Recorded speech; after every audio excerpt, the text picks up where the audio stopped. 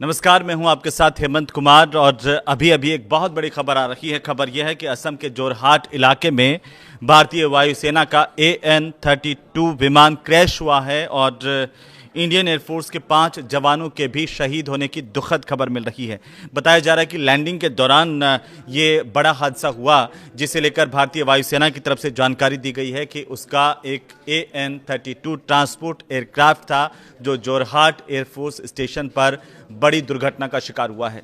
इस हादसे के तुरंत बाद एयरबेस के आपातकालीन और फायर फाइटिंग टीमें मौके पर पहुंची। हालांकि बचाव अभियान शुरू होते ही सह पायलट को जीवित निकाल लिया गया है, लेकिन विमान में जो लोग सवार थे 5 अन्य वायुसेना के कर्मचारी, उनको बचाया नहीं जा सका। असम के जोरहाट में रौरिया एयरफोर्स स्टेशन पर शनिवार को भारतीय वायुसेना का ये AN-32 परिवहन विमान था जो दुर्घटनाग्रस्त हुआ है। इस दर्दनाक हादसे में वायुसेना के 5 कर्मचारियों के शहीद होने की दुखद खबर है, जबकि सह पायलट गंभीर रूप से घायल है और गंभीर घायल होने के बावजूद जीवित बच गया है। अच्छी बात है, अभी उनका इलाज चल रहा है। भारतीय वायुसेना ने इस पूरे हादसे को लेकर के बयान जारी किया। ये कहा कि असम के जोरहाट में AN-32 विमान दुर्घटना में अपने 5 कर्मचारियों के खोने का गहरा दुख है। Squadron leader Prashant Singh, flight lieutenant Shubham Kumar, sergeant Jitendra Sharma, Agniveer Vayu Khemaram Kumawat और अग्निवीर वायु दानिश आलम ने ड्यूटी के दौरान सर्वोच्च बलिदान दिया। भारतीय वायुसेना शोक संतृप्त परिवारों के प्रति गहरी संवेदना व्यक्त करती है और दुख की इस घड़ी में मजबूती से उनके साथ खड़ी हुई है। भारतीय वायुसेना के अधिकारियों के मुताबिक अगर हम बात करें तो AN-32 ये जो परिवहन विमान है, ट्रांसपोर्ट विमान है, ये अरुणाचल प्रदेश से जोरहाट लौट रहा था और इसी दौरान लैंडिंग के दौरान ये विमान हादसे का शिकार हो गया। दुर्घटना एयरबेस परिसर के भीतर हुई है। इसके बाद विमान में आग लगी और पूरे इलाके में अफरा तफरी का माहौल देखा गया।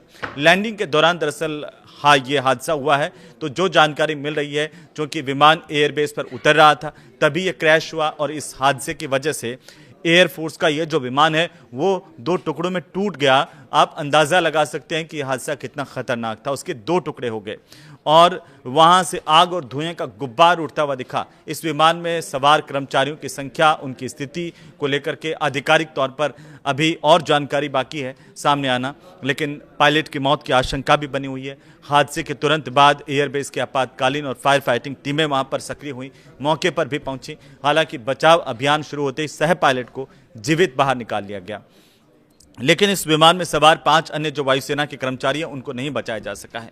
इस हादसे के बाद भारतीय वायुसेना की तरफ से दुर्घटना के कारणों का पता लगाने के लिए कोर्ट ऑफ इंक्वायरी के आदेश दिए गए हैं।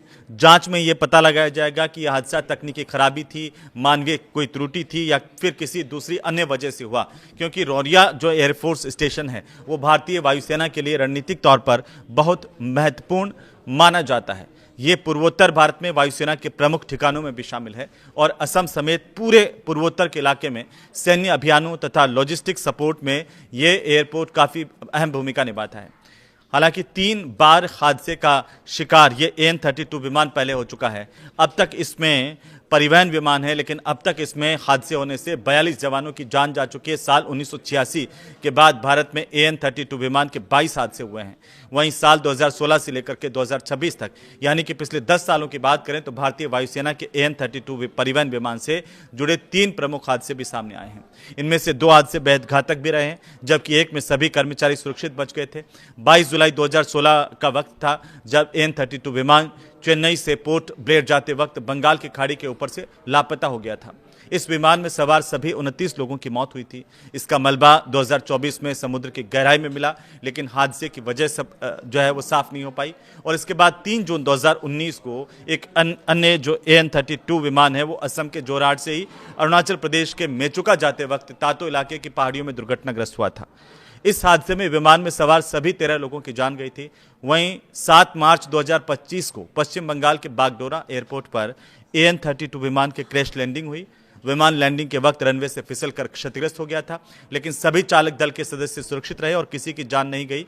इन 3 हादसों में कुल अब तक 42 लोगों की जान गई, जबकि 2025 की घटना में कोई हताहत नहीं हुआ था। हालांकि अब इसकी पूरी विस्तृत जांच के बाद साफ हो पाएगा कि कैसे हादसा हुआ, क्या कमी रही।